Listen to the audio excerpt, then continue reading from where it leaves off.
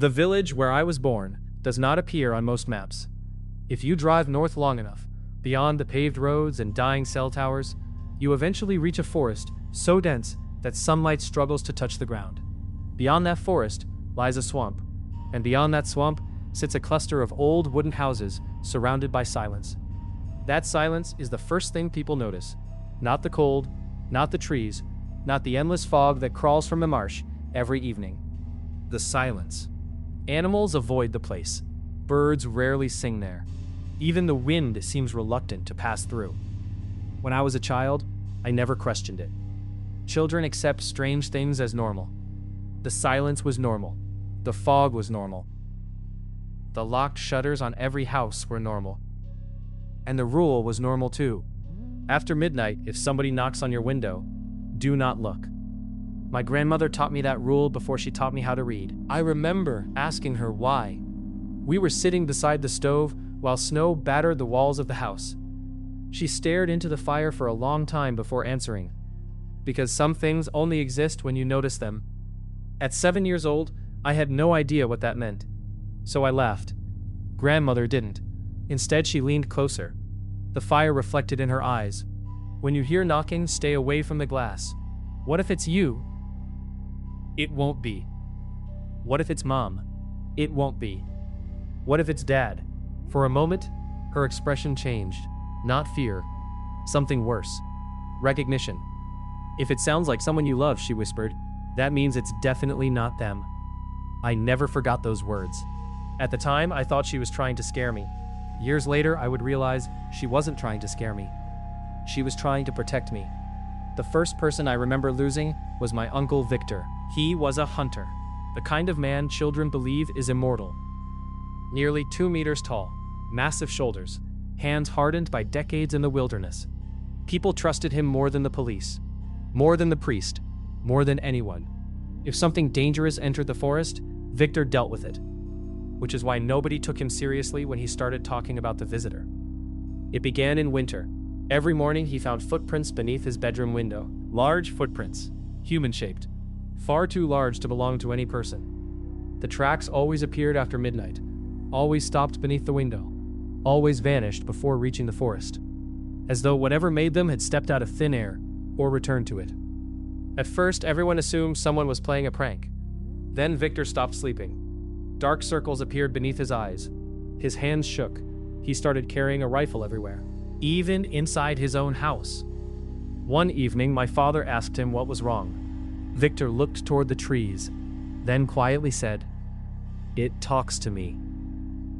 Nobody laughed after that, because Victor wasn't the kind of man who joked about fear. "What talks to you?" my father asked. Victor remained silent for nearly a minute. Then he answered, "The thing outside my window." He never said another word about it.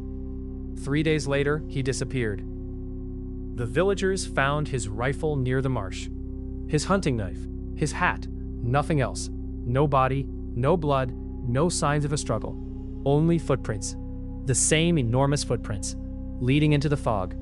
After that, nobody questioned the rule anymore, and nobody said the name Yrka aloud after dark. For years, I convinced myself that the stories were nonsense.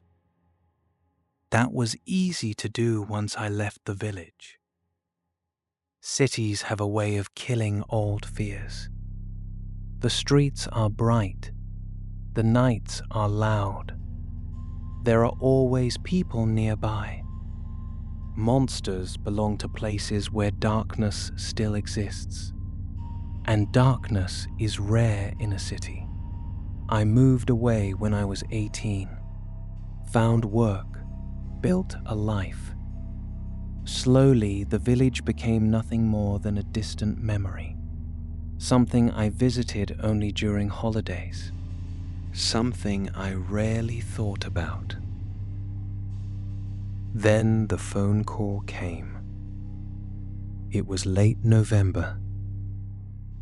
Rain hammered against my apartment windows while traffic crawled through the streets below. I had just returned from work when my phone rang. The caller ID displayed a number I didn't recognize.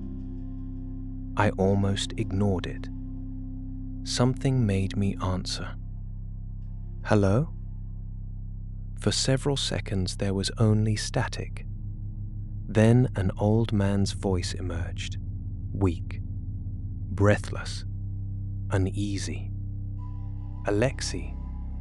I immediately recognized him. Matvey, my grandmother's old neighbor.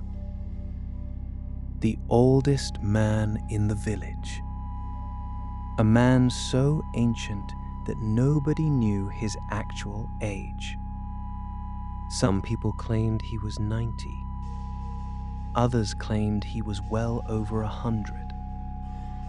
He had always been there, like the forest, like the church, like the marsh, permanent, unchanging. Hearing fear in his voice felt wrong. Matvey, you need to come home. The words sounded urgent, almost desperate. I frowned. Why? Silence. Then, it's your mother. A knot formed in my stomach. What happened? Another pause. When he finally spoke, his voice had dropped to a whisper. Who found her? Cold crept through me. Who found her? Matvey answered with a single word. Yrka. The call ended. I stood motionless for nearly a minute, listening to the dead line, listening to the rain, listening to my own heartbeat. Then I packed a bag and drove north. The trip took almost 10 hours. As the city disappeared behind me, so did my confidence. The roads became narrower, the houses fewer, the forests thicker. By midnight, I had lost cell service entirely. By 1 in the morning, I was driving through walls of fog. The farther north I traveled, the more childhood memories returned. The frozen river, the abandoned sawmill, the old church, the stories, always the stories. Every village has legends. Most are harmless. The woman in white, the ghost beneath the bridge, the black dog on the road. But Yrka was different. People didn't tell stories about him for entertainment. They spoke about him the way people speak about storms, or disease, or death. Something real, something inevitable, something best avoided. Around 3 in the morning, I passed the marsh. Even after all these years, it looked exactly the same. An endless sea of dead reeds stretching into darkness. The fog moved across its surface like living smoke. I found myself gripping the steering wheel tighter. The marsh always made me uncomfortable. As a child, I avoided looking at it. As an adult, I still couldn't explain why. The sensation returned now. The same instinctive dread. The same feeling of being watched. I increased my speed. A few minutes later, the village appeared. Or rather, emerged. The fog parted just enough to reveal rooftops. Dark windows, crooked fences, sleeping houses. Nothing seemed different, yet something felt wrong, terribly wrong. The village looked afraid. My mother's house stood near the edge of the settlement. The porch light was on. That alone unsettled me. She never left lights burning. Never.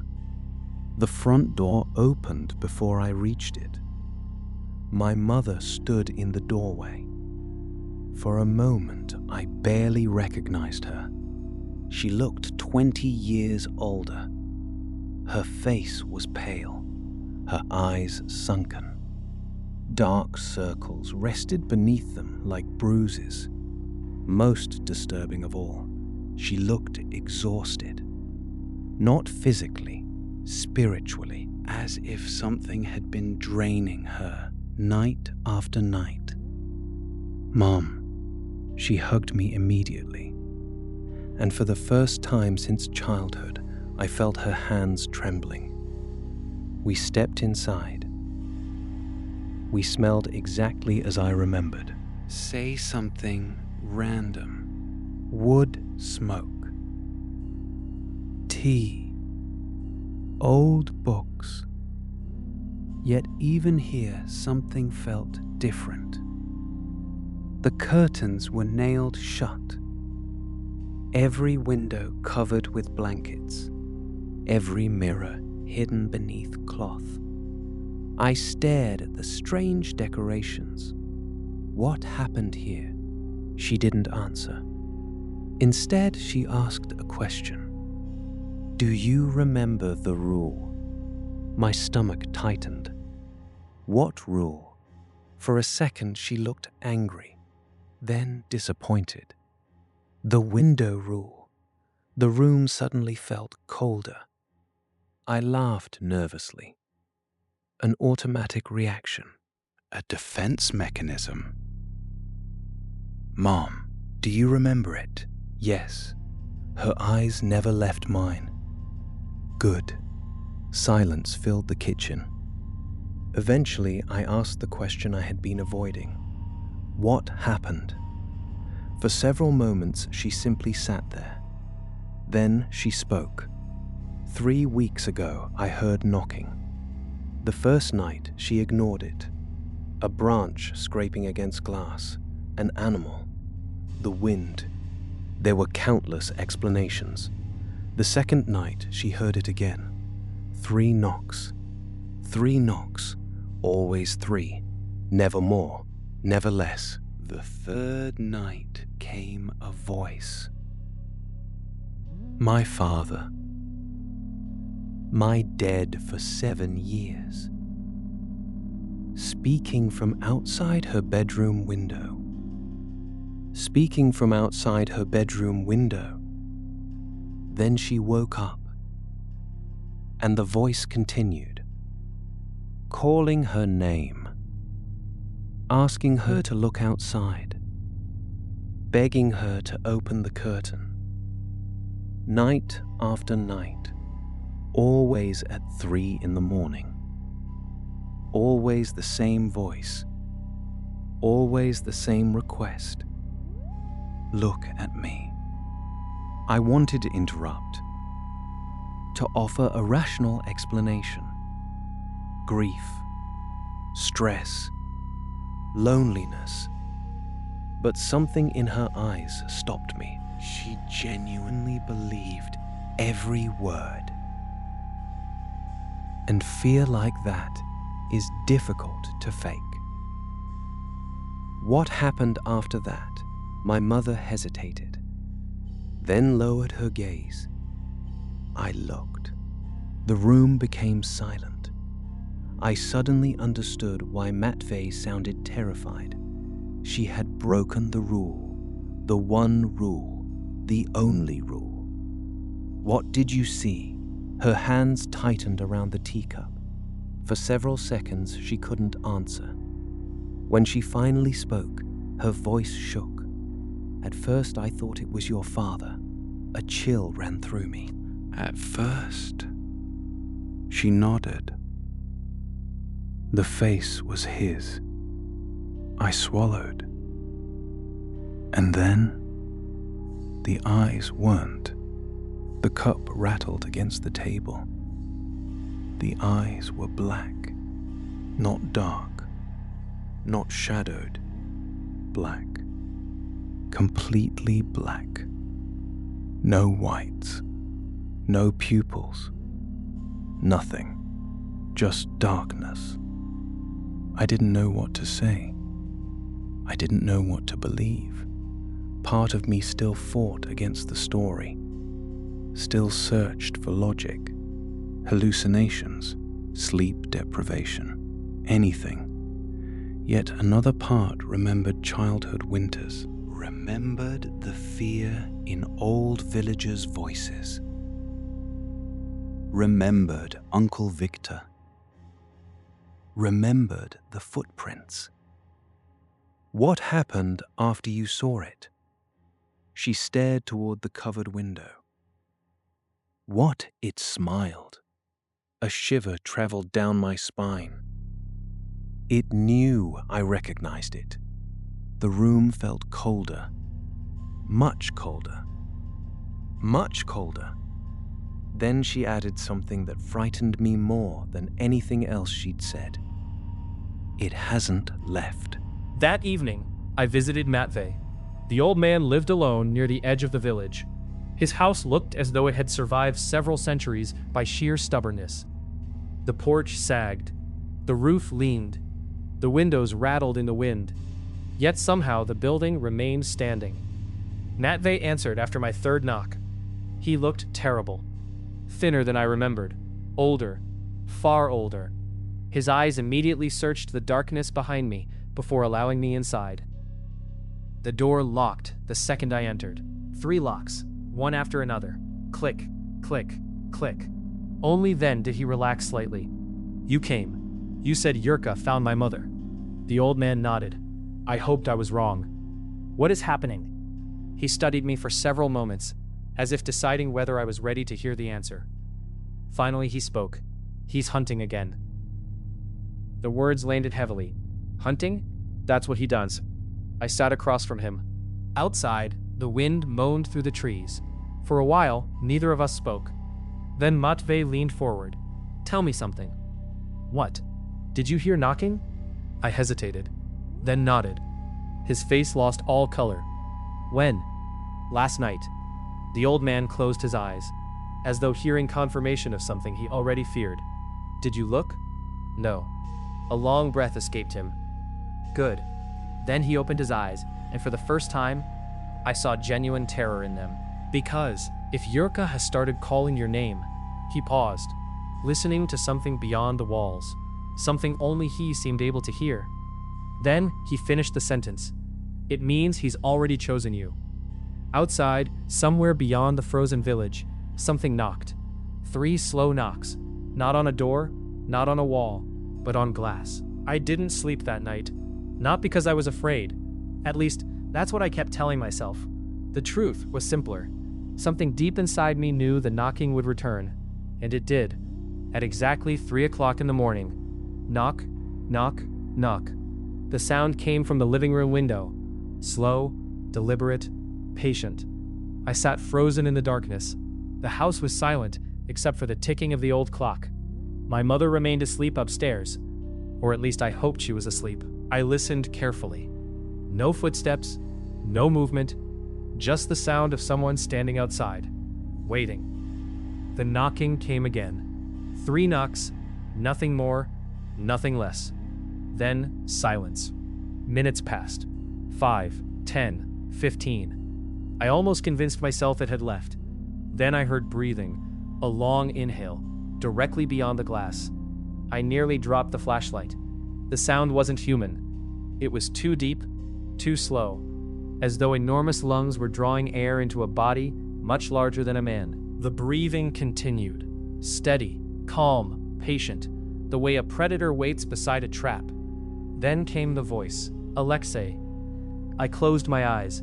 My father's voice, again, perfect, identical, every syllable, every pause, every tiny detail. Alexei, look at me. The temptation was stronger than I expected. Part of my mind desperately wanted to pull the curtain aside, just to prove nothing was there, just to prove the stories were nonsense. That was the frightening thing. It wasn't merely curiosity. The voice felt persuasive, compelling, like a hook buried somewhere inside my thoughts. Look at me. I gripped the arms of my chair. The voice continued. Please. Then something changed. The tone shifted.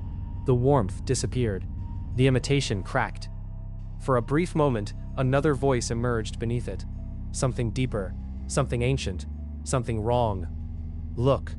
The words slammed through the room. The windows rattled. The lamp flickered. Then, silence returned. Absolute silence. I remained motionless until dawn. When the sun finally rose, I stepped outside. Snow covered the yard. Fresh. Undisturbed. At first glance, everything looked normal. Then I saw the tracks. My stomach dropped. The footprints were real.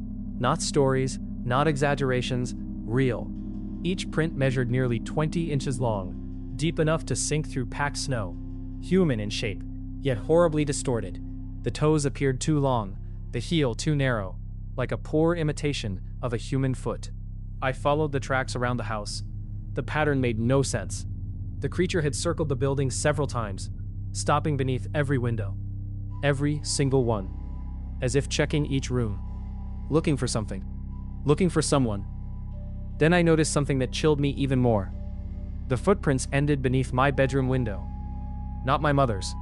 Mine. There were no tracks leading away. No return path. Nothing. The final footprint simply stopped, as though the thing standing there had vanished into thin air.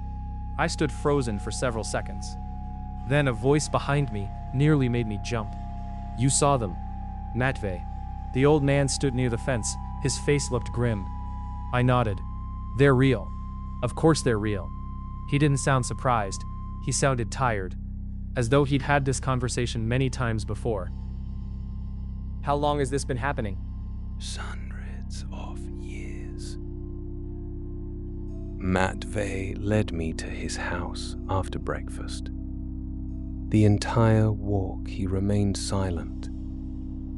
The village itself felt different now.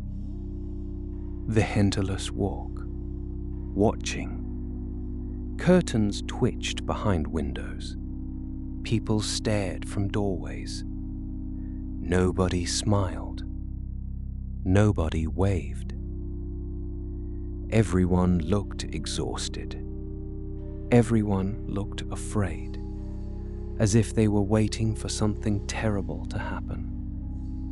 Or perhaps knew it already had. From inside his house, Matvey disappeared into another room. When he returned, he carried a small wooden box.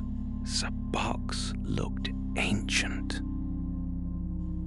Its surface was covered with scratches.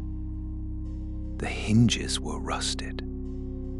For several moments, he simply stared at it. Then he opened it.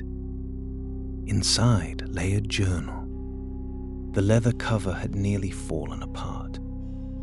Its pages were yellow with age. I carefully lifted it. The first page contained a date. January 17th, 1879. My pulse quickened. Whose journal is this? Matvey's expression darkened. A hunter. What happened to him? The old man looked away. He survived. The answer surprised me. Survived? Only one person ever did. I opened the journal. The handwriting was uneven, shaky, as though written by someone whose hands never stopped trembling. The first entries seemed ordinary. Descriptions of weather, hunting trips, village life. Then everything changed. January 23rd, 1879. I heard knocking tonight.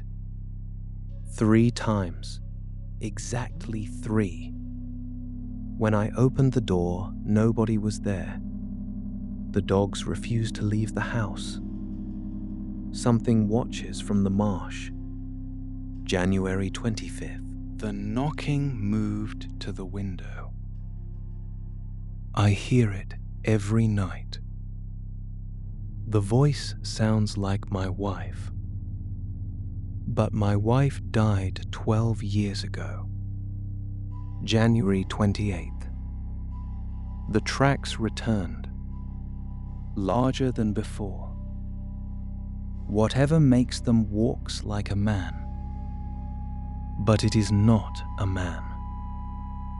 February 1st. I saw it. God forgive me. I looked. The next several pages had been torn out, completely removed.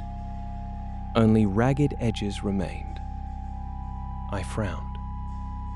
What happened to these pages? Matvey sighed. They were destroyed. Why? The old man stared into the fire. Because nobody wanted others to read what he saw.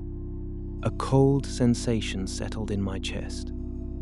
I continued turning pages. The handwriting grew worse, more frantic, more desperate. Some entries looked barely legible.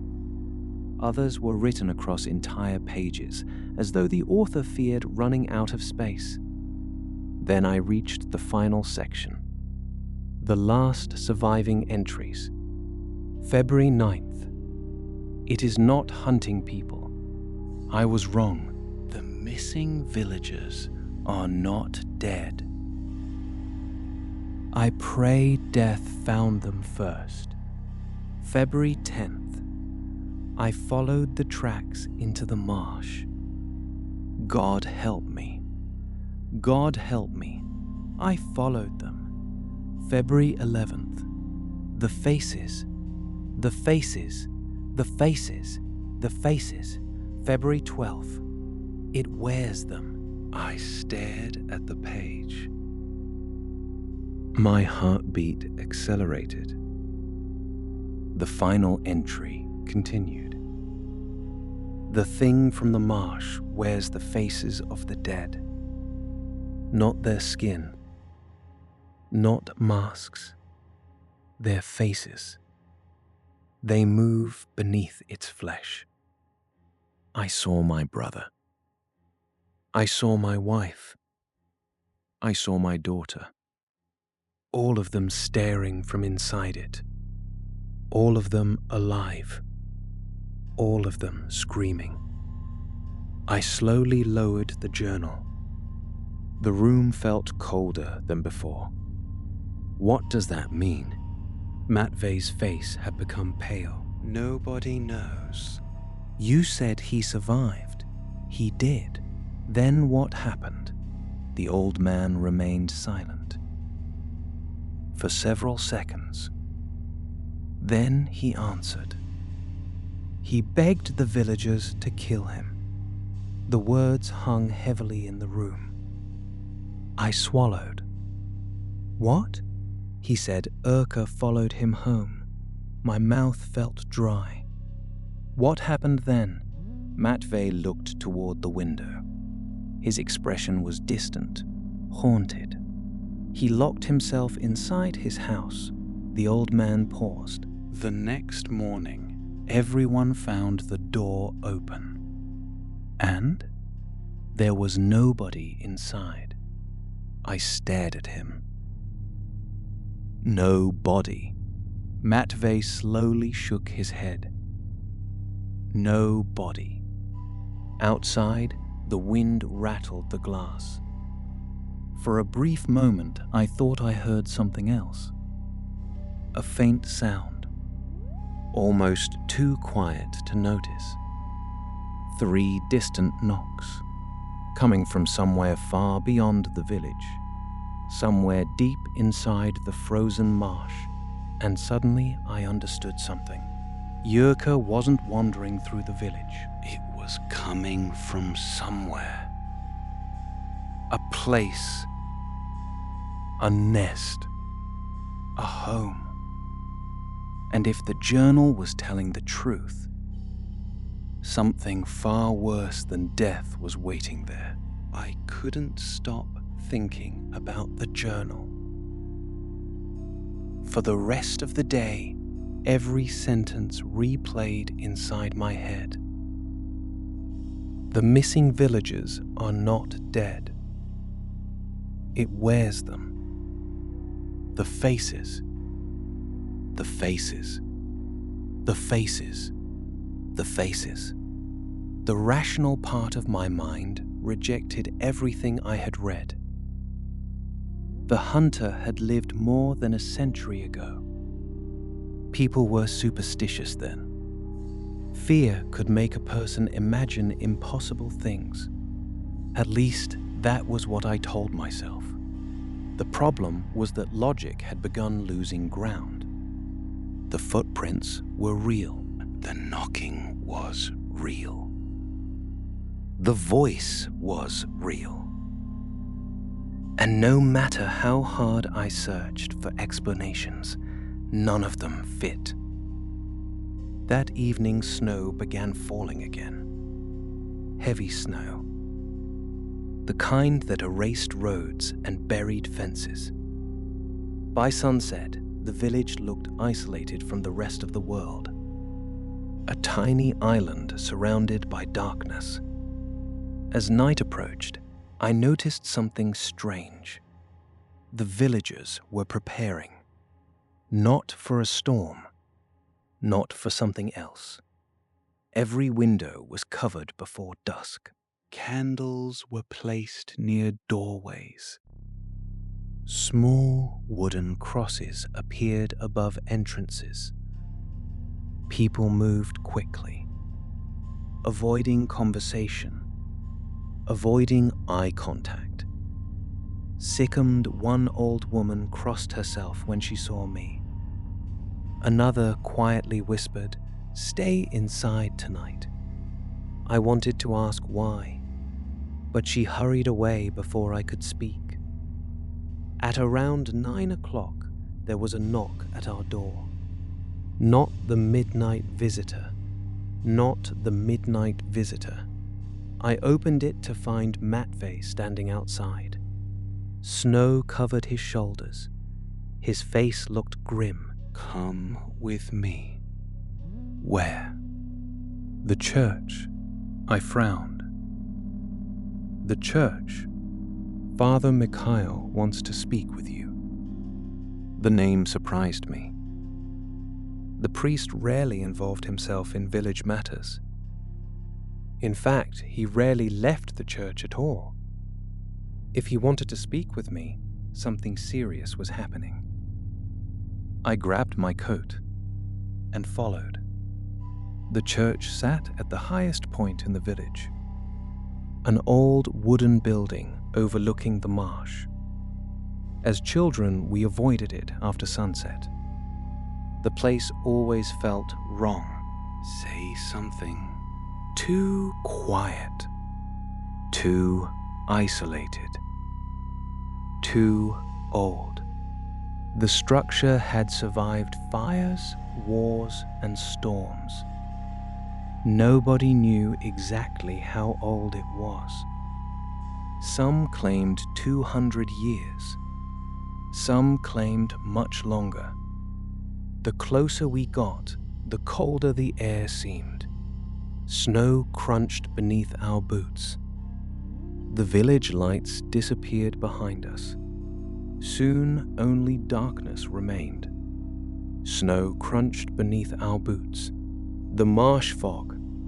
It moved slowly between the trees, like pale fingers reaching toward the church.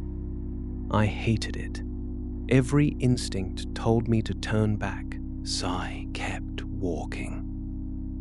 Father Mikhail waited inside. He was younger than I expected. Perhaps 50. Tall. Thin. With sharp eyes that seemed permanently exhausted.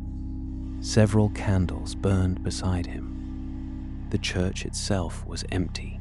No worshippers. No choir. Just silence. The priest studied me carefully, then asked a question. "Have you heard it?" I knew exactly what he meant. Yes. And the voice? Yes. His expression darkened. When did it start using your father's voice? The way he asked the question bothered me. Not whether. When.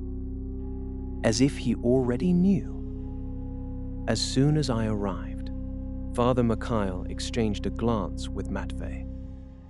Neither looked surprised. That frightened me. Then the priest opened an old cabinet. Inside were stacks of papers, folders, photographs, boxes, hundreds of documents. The collection looked enormous. Years of research, years of fear, years of secrets.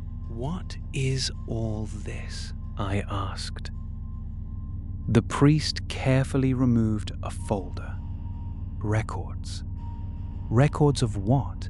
He placed several photographs on the table. My blood froze. Each image showed footprints. The same footprints. Different years, different locations, different winters. The dates stretched back decades. Some photographs looked ancient, others recent, very recent.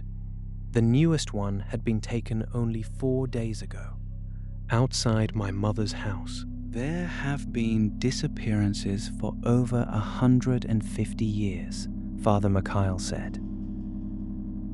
No pattern? There is a pattern. What is it? The priest hesitated. As though speaking the answer aloud made it more dangerous. As though speaking the answer aloud made it more dangerous. Then he finally said, "It chooses people who return." A cold sensation spread through my chest. What? It rarely takes villagers. I stared at him. Then who? Those who leave. The room became silent. Father Mikhail pointed toward another photograph, a group picture from decades ago. Several faces had been marked with red ink. They all moved away. I looked closer. Every marked person had disappeared later. Every single one. What are you saying? The priest's eyes met mine. I'm saying it knew you would come back. That night I couldn't sleep. The conversation haunted me. Around midnight, I found myself staring through a gap in the curtains, looking toward the marsh. The fog was thicker than usual, almost solid. The moonlight barely penetrated it. Everything beyond the village appeared swallowed by white darkness. I should have gone to bed. Instead, I kept watching. Something about the marsh drew my attention. A movement, far away. At first I thought it was imagination. Then I saw it again. A shape, standing among the fog, motionless, watching. My pulse quickened. The figure was too distant to identify, yet somehow I knew. It was looking directly at the house, directly at me. I stepped back from the window immediately. My heart hammered against my ribs. For several minutes I remained frozen. Then curiosity overcame fear. Slowly, carefully, I approached the curtain again. The figure was gone, but something else remained. Tracks, fresh tracks, emerging from the marsh, heading toward the village. I don't know why I did it. Perhaps fear, perhaps stupidity, perhaps something worse. But shortly after 1 in the morning, I left the house, alone, with a flashlight, and followed them. The tracks moved beyond the final houses. past abandoned sheds, past frozen fields, toward the marsh. The farther I walked, the quieter the world became. Even the wind seemed absent. The silence felt unnatural, oppressive, heavy. Every sound I made seemed too loud. Every breath echoed. The fog thickened. Soon, visibility dropped to only a few meters. The flashlight became almost useless.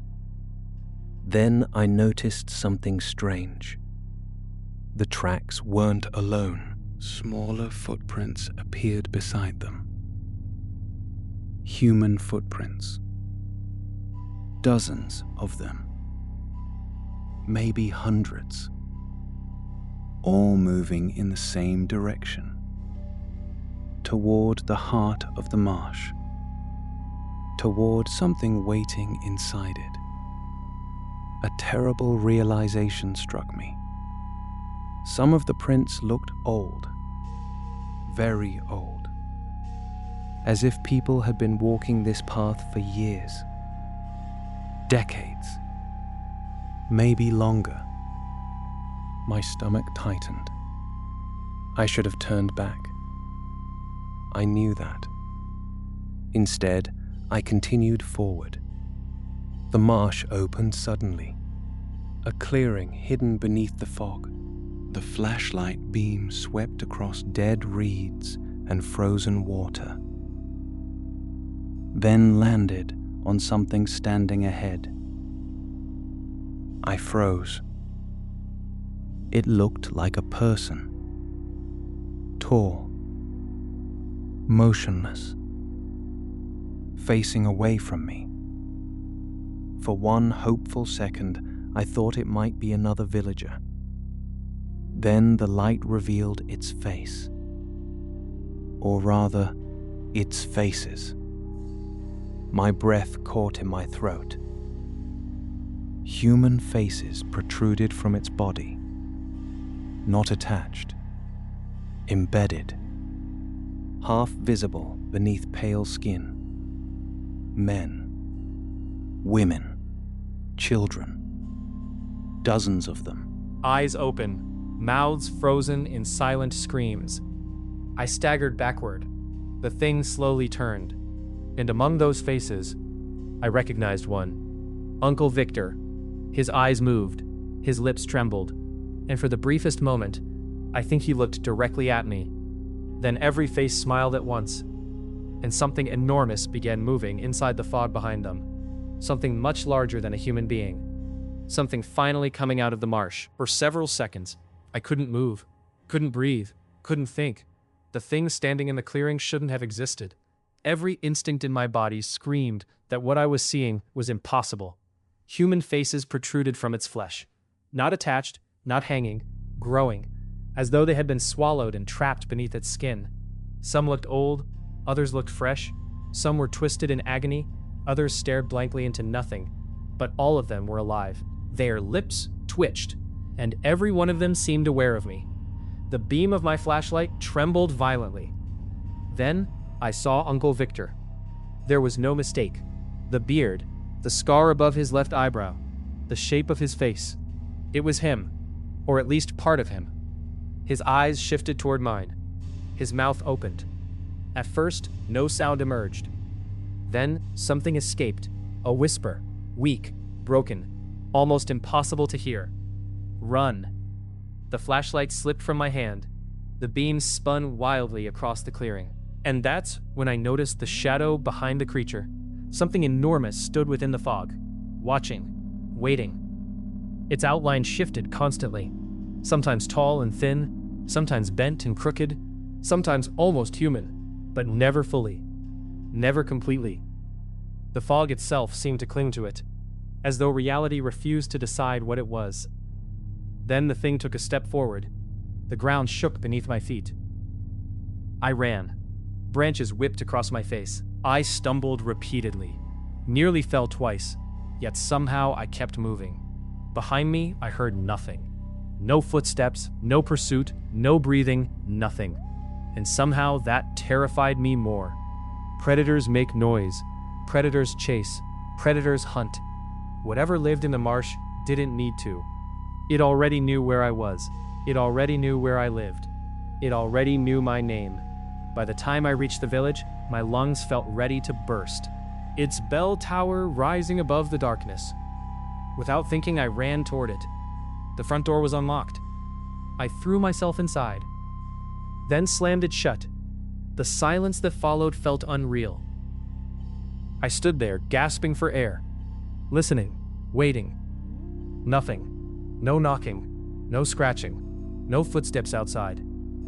Just silence, and the smell of candle wax. Alexei! The voice nearly stopped my heart. Father Mikhail emerged from the darkness between the pews, almost as if he'd expected this. You saw it. It wasn't a question. I nodded. The priest closed his eyes. For several moments, neither of us spoke. Then he quietly said, "You shouldn't have gone into the marsh." I saw Victor. The priest's expression changed immediately. Fear. Real fear. What exactly did you see? I described everything. The clearing, the faces, the shadow, the warning. Every detail. The more I spoke, the paler he became. When I finished, he sat heavily on one of the pews. For a long time, he remained silent. Then he whispered, "It's changing." We sat in the church until dawn. The priest finally began explaining things. Or rather, everything he knew, which wasn't much. According to old records, Yrka had appeared in the region long before the village existed. Long before roads, long before churches, long before written history. The oldest references came from forgotten tribal stories, tales passed down through generations. Stories about a creature that lived inside fog, a thing that stole identities, a thing that borrowed faces, a thing that hated being seen. The stories described it differently, sometimes as a spirit, sometimes as a demon, sometimes as something even older. But one detail always remained the same. It never killed immediately. It took people. And after taking them, something happened. Nobody knew what, because nobody ever returned. Until now. Until Uncle Victor's face appeared in the marsh. Until he spoke. Until he warned me. Which meant one impossible thing. Some part of him was still alive. After 15 years, near sunrise, Father Mikhail unlocked a small room beneath the church. The staircase descended deep underground, far deeper than I expected. The air smelled damp, ancient, forgotten. At the bottom stood a heavy wooden door. The priest opened it. Inside waited a library. Not a normal library, a hidden one. Shelves packed with journals, letters, maps, photographs, records spanning generations. Hundreds of years of fear, all devoted to a single subject, Yrka. I stared in disbelief. You've been studying it? For decades. And? The priest laughed bitterly. And we still know almost nothing. Then he showed me something that changed everything. A map. Old, hand-drawn, covered in notes. At the center sat the marsh. Surrounding it were markings. Dozens of them. Small circles. Each accompanied by a date. What am I looking at? The priest pointed toward one mark. Disappearances. Disappearances. Another. Disappearances. The marks stretched back centuries. I slowly realized what I was seeing. Every victim, every missing person, every person Yrka had taken.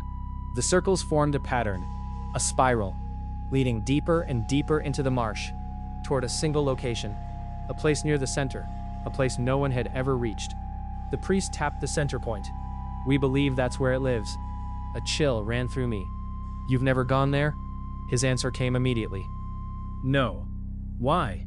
The priest stared into the darkness, then quietly said, because everyone who tried disappeared. The following day, a storm arrived. Snow fell continuously. The roads vanished. The village became completely isolated. Nobody could leave. Nobody could enter. And somehow, everyone seemed to know what that meant. People hurried home before sunset. Doors remained locked. Curtains stayed closed. Curtains stayed closed. The atmosphere felt suffocating, like a town waiting for an execution. As darkness approached, I noticed something else. The dogs. Every dog in the village had begun howling. Not barking, howling. Long, mournful cries that echoed through the streets. One after another, until the entire village seemed to sing. Then suddenly they stopped. At exactly the same moment, the silence that followed felt unnatural, terrible, and wrong. My stomach tightened. Animals always know first. That night, the knocking returned, but not at our house, everywhere. The entire village heard it. 3 knocks, window after window, house after house, a slow chain of sounds spreading through the darkness. Knock, knock, knock. Then another, and another, and another, and another, and another, as if something walked from home to home, visiting everyone, and checking, counting, choosing. The villagers later said the same thing. The voices had returned too. Dead parents, dead spouses, dead children, all calling from outside, all asking to be seen, all asking to be welcomed inside. Around 3:30, someone began screaming. The sound erupted from somewhere nearby, a woman, terrified, desperate. The scream lasted only seconds. Say silence returned. Nobody left their homes. Nobody investigated, because everyone already knew. Nobody left their homes. By morning, one of the houses stood empty. The woman was gone. So was her husband and her son. Only footprints remained, leading toward the marsh. Father Mikhail arrived shortly after sunrise. On his face looked grim. 3 more. I nodded. I had expected it. The priest hesitated, then handed me a photograph. Old, faded. The image showed a group of villagers standing beside the church. At first glance, nothing seemed unusual. Then I recognized someone. My grandmother. Much younger, standing near several other villagers. One of them had been circled in red ink. Who is that? The priest answered quietly. Your grandfather. I stared at him. My grandfather died before I was born. Father Mikhail slowly shook his head. No. The priest's eyes met mine. He disappeared. A cold sensation spread through my chest. What? He heard the knocking. The room became silent. Then the priest said the words I dreaded most. And according to these records, he slid another document across the table. You resemble him more than anyone else. Outside, somewhere beyond the village, hidden inside the endless fog of the marsh, something knocked. Something, 3 slow knocks, waiting, patient, as if it had been expecting me all along. I spent the entire day staring at the photograph. My grandfather, a man I had never met. A man whose name existed in my family only as a brief tragedy. Growing up, I had been told he died young, a hunting accident. That was all. No details, no stories, no grave. I never questioned it. Children rarely question the dead.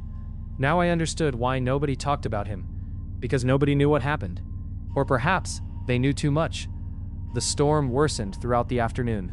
Snow swallowed the roads completely. The village vanished beneath a curtain of white. By sunset, visibility had dropped to almost nothing. The world beyond the nearest house no longer existed. Only fog, only darkness, only the marsh, waiting. I returned to the church shortly before nightfall. Father Mikhail was already there. So was Matvey. Neither looked happy to see me. That alone told me they suspected what I intended to do. Matvey immediately shook his head. No, we don't have a choice. We always have a choice. His voice sounded sharper than usual. You can leave. I laughed bitterly. The roads are gone. Then wait, while more people disappear? Neither man answered, because they knew I was right. 3 villagers had vanished the previous night. If Yrka continued hunting, more would follow. Perhaps everyone. Eventually. Father Mikhail slowly opened one of the old books. Its pages crackled with age. He turned to a section marked by dozens of handwritten notes. Then, he began reading. The account came from 1904. A priest, not unlike him. The man had attempted to reach the center of the marsh. Unlike everyone else, he returned. At least physically. Mentally, something else happened. The priest survived only 6 days. During those 6 days, he wrote constantly. Descriptions, maps, warnings, fragments of things he had seen. Most entries made little sense. It contained a single sentence. One sentence repeated across 12 pages. It is building itself. The phrase appeared hundreds of times, over and over. It is building itself. It is building itself. It is building itself. I stared at Father Mikhail. That evening, we prepared. 3 people, 1 rifle, several lanterns, a compass, rope, food, and a collection of prayers neither Matvey nor Father Mikhail seemed convinced would help. The plan was simple. Reach the center, find whatever lived there, end this, if such a thing was even possible. At midnight, we left the church. Snow fell heavily. The world seemed silent, too silent. Even our footsteps sounded muffled.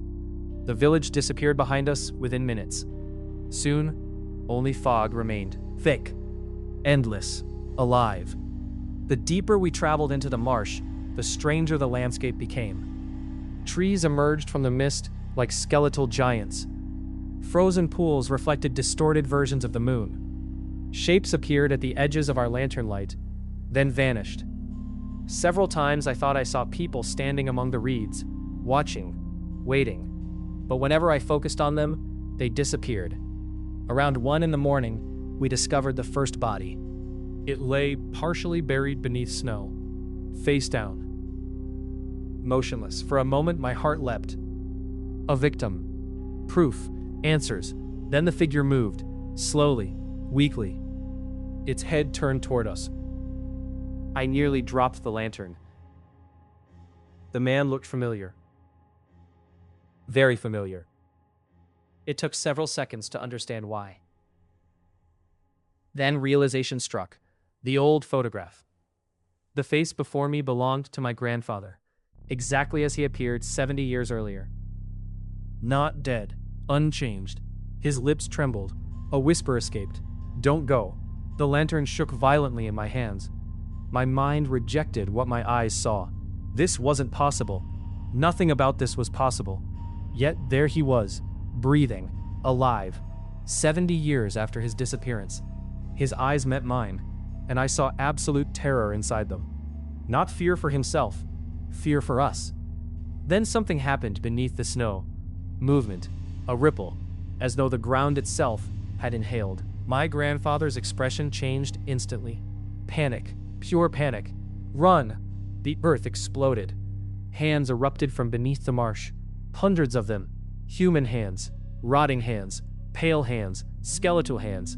They burst through snow and ice around us, grabbing, reaching, clawing. Motface screamed. Father Mikhail nearly fell. We ran. The hands chased us. Not attached to bodies, not attached to anything. Just hands emerging from the ground itself, trying to drag us down. Trying to pull us beneath the marsh. Somehow we escaped. But when I looked back, my grandfather was gone. The snow lay untouched, as though he had never existed. We reached the center shortly before 3, and there we finally saw it. The center of the marsh wasn't a clearing. It wasn't a cave. It wasn't a nest. It was a crater, a vast circular depression hidden beneath fog. The earth appeared torn open, as though something enormous had crawled out long ago.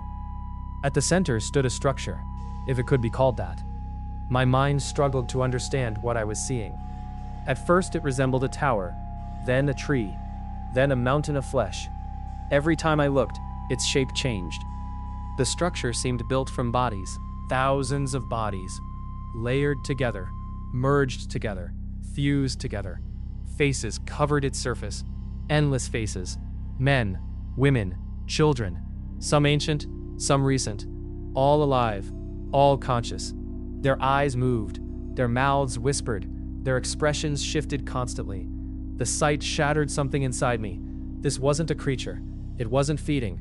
It wasn't killing. It was collecting. Then the whispers began. At first they sounded distant, barely audible. Thousands of voices, speaking simultaneously. Thousands of victims. Thousands of trapped minds. The sound became unbearable. I covered my ears. It didn't help. The voices weren't entering through sound. They were entering through thought. Directly into my head. And among them, one voice stood above the rest. A familiar voice, my father's, Alexei. I froze. Again, the same voice. The same tone. But different. This time it wasn't pretending. This time I heard genuine fear. Alexei. The tower shifted. Faces moved. Bodies twisted. And then I saw him. Embedded deep within the structure. My father. His eyes locked onto mine. Tears rolled down his face. No. The word escaped my lips automatically. Impossible. He died years ago. I buried him. I attended his funeral. Yet there he was, alive, watching, suffering. Then understanding struck me like a hammer. Yrka didn't imitate the dead. It copied them. After taking them, after absorbing them, their memories, their faces, everything. Every victim became part of it, forever. The fog around the crater began moving. Not drifting, moving. Intentionally. Gathering, condensing, forming a shape, a silhouette. Tall, thin, impossible. The thing from the window, the thing from the footprints, the thing from every story. Yrka. For the first time I saw its true form, and I immediately understood why nobody described it accurately. Because there was no accurate description.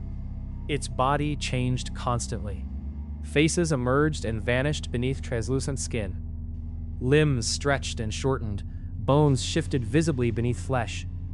At moments it looked human. At others, something entirely alien. Its black eyes remained the only constant feature. Two endless voids, two holes in reality, staring directly into mine, watching, recognizing, remembering. As if it had known me my entire life. As if it had been waiting. Not for years, not for decades. And then it smiled. Thousands of human smiles appearing across its body simultaneously. The sight nearly broke my mind. Because in that moment, I finally understood why it had chosen me. Why it had chosen my grandfather. Why it returned to certain families. Why it called using familiar voices. It wasn't hunting random people. It was building something. And my bloodline was part of the design. The moment Yrka smiled, something inside my head opened. That is the only way I can describe it. 1 second I stood in the crater, staring at the impossible thing before me. The next second, I was somewhere else. Not physically, mentally, as if my consciousness had been pulled through a crack in reality. Suddenly, I wasn't looking at Yrka. I was looking through it, through thousands of eyes, thousands of memories, thousands of lives, and none of them belonged to me. Thousands of lives. I saw a hunter in 1843 running through the forest, blood freezing on his beard. Something followed him between the trees. He never made it home. I saw a young woman in 1911 standing beside her window, listening to her dead husband call her name. She looked outside and screamed. I saw a little boy in 1958, lost in the fog, crying for his mother. A tall figure emerged from the mist, holding out its hand. The boy took it. Memory after memory crashed through me. Hundreds, thousands, an endless flood of stolen lives. I felt their fear, their confusion, their despair. But there was something else too. Something hidden beneath all of it. A pattern. A purpose. Yrka wasn't consuming people. Not exactly. It was preserving them. Capturing every thought, every memory, every emotion, every experience. Nothing disappeared. Nothing died. Everything became part of it. Forever. The realization horrified me. Death would have been kinder, much kinder, because the victims remained conscious, trapped, watching, feeling. Sins unable to escape, unable to die. The vision shifted again. This time I saw my grandfather, the real one. Not the figure from the marsh. His final night. The night he disappeared. He sat alone beside a lamp, listening to knocking. 3 knocks. Then 3 more. Then 3 more. Hours passed. Eventually, curiosity won. He looked. The memory jumped forward. I saw what he saw. The thing outside the window, tall, thin, motionless, its black eyes reflecting moonlight, its smile impossibly wide. Then Yrka spoke. Not with words, with understanding. A direct transfer of thought, a promise, a lie, a temptation, something my grandfather couldn't resist. Something my grandfather couldn't resist. The memory ended. Another began. This one belonged to my father. My breath caught, because what I saw contradicted everything I believed. My father had never died from illness. The funeral, the hospital, the diagnosis, none of it had been real. Or rather, not entirely real. Years earlier, he had heard the knocking, just as I had, just as my grandfather had, just as countless others before him. One winter night, he left the house, followed the voices into the marsh, and never returned. The thing buried in the cemetery wasn't my father. It was a copy, a replacement, Something wearing his face. Something pretending to be him. Something that had lived among us for months before quietly dying. Because once Yrka takes someone, it creates an echo, a duplicate, a hollow version left behind to maintain the illusion. So, to prevent questions, to keep people unaware, I staggered backward. The world snapped back into focus. The crater, the tower, the fog, Yrka. Everything returned at once. And then I realized something far worse. The creature wasn't showing me these memories by accident. It wanted me to understand. It wanted me to know, because understanding was part of the process. Father Mikhail suddenly cried out. I turned. The priest had fallen to his knees. Blood trickled from his nose. His eyes stared into empty space. No, he whispered. No, no, no, no. Matvey grabbed his shoulders. The old man looked terrified. What is it? Father Mihail didn't answer immediately. His entire body trembled. Then he slowly looked up. Then at me. Not at Yrka. At me. Then and what he said next nearly stopped my heart. It's not collecting people. Silence. The wind died. The whispers stopped. Even the faces embedded in the tower seemed to listen. Father Mihail swallowed, then spoke again. So, it's building a body.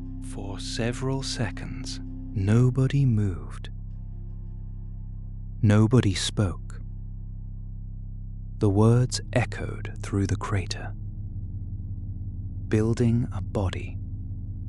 Building a body. Building a body.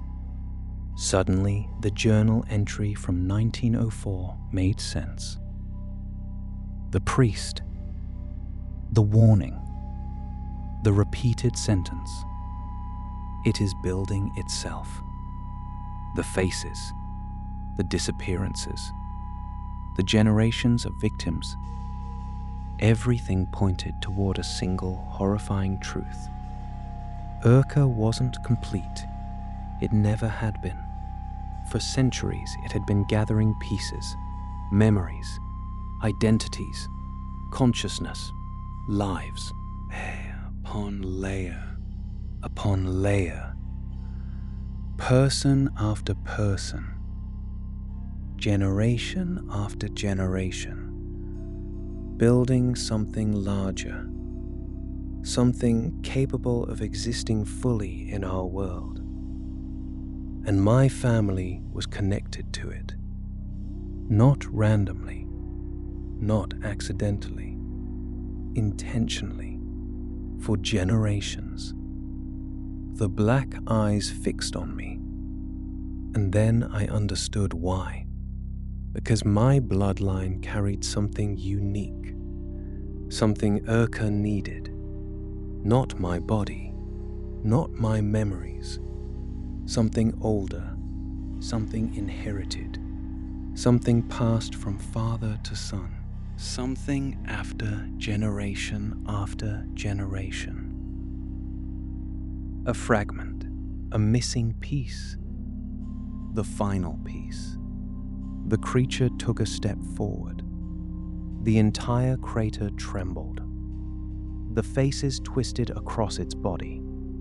Thousands of mouths opened simultaneously, and one voice emerged. My father's voice. My perfect. Terrifying. Come home. The words struck me like a physical blow. Images flooded my mind. Family. childhood, warmth, belonging, acceptance, every loneliness I'd ever felt, every fear, every regret. Yrka offered an end to all of it. Say something random. No more pain. No more pain. No more death. Just unity. Forever. Inside it. For one terrible moment, I almost accepted. I almost stepped forward. And I wasn't alone. I saw Matvey leaning toward the creature, his expression peaceful, hypnotized. I saw Father Mikhail lower his head, tears streaming down his face. Father Mikhail, the thing was inside all of us, inside our thoughts, inside our memories, reaching, pulling, calling. Then another voice emerged. Weak, faint, almost lost among the thousands. My grandmother. Alexei. The sound cut through everything. Not because it was louder, because it was real. For the first time since arriving, I heard a voice that wasn't trying to manipulate me. A voice that simply loved me. And suddenly I remembered. The rule. The oldest rule. The simplest rule. Do not look. Everyone believed the rule existed to protect people from seeing Yrka. The rule existed because attention gave it power. Recognition fed it. Understanding strengthened it. Every person who looked, every person who listened, every person who followed the voice added another piece, another layer, another face. The villagers had misunderstood the warning for centuries. Not looking wasn't protection. It was resistance. I squeezed my eyes shut. Immediately, the pressure inside my mind weakened. The whispers grew quieter. Close your eyes, I shouted. Matvey obeyed instantly. Father Mikhail followed. The effect was immediate. The creature screamed, not a human scream. Something vast, something ancient, something furious. The ground shook violently. The crater began collapsing. Faces disappeared beneath shifting flesh. The fog churned like a storm. The tower twisted, folded inward, as though reality itself rejected what was happening. The final thing I heard before everything collapsed was my father's voice. Not the imitation, not the copy, the real one. Somewhere inside the countless trapped souls. Run. So we did. We ran blindly through the marsh, through snow, through fog, through darkness. Behind us came impossible sounds. The collapse of something that should never have existed. The death of something, or perhaps only its retreat. By dawn, we reached the village, exhausted, frozen, alive. The storm ended shortly afterward. For the first time in weeks, sunlight touched the marsh, and something had changed. The fog was gone, completely gone. Search teams entered the marsh days later. They found nothing. No crater, no tower, no bodies, no evidence. Only silence. The sane silence that had always existed there. Matvey died 6 months later, peacefully, in his sleep. The last thing he said to me was, "It's sleeping again." Father Mikhail left the village shortly afterward. Nobody knows where he went. Some say he entered a monastery. Others claim he disappeared. Like so many before him, I left too. I returned to the city, built a new life, tried to forget, tried to move on. For years, I almost succeeded. Almost. That was 12 years ago. I live on the 12th floor now. Far from forests, far from marshes, far from the village. The nearest swamp is hundreds of miles away. The nearest tree barely reaches the 3rd floor. There is no balcony outside my apartment, no fire escape, nothing. And yet, every winter, on the same night, at exactly 3 o'clock in the morning, I hear it. 3 slow knocks on the window. Knock, knock, knock. I never look, I never will, because sometimes, just before the sound fades away, I hear a familiar voice outside the glass. Patient, calm, waiting. and every year, it sounds a little more like me.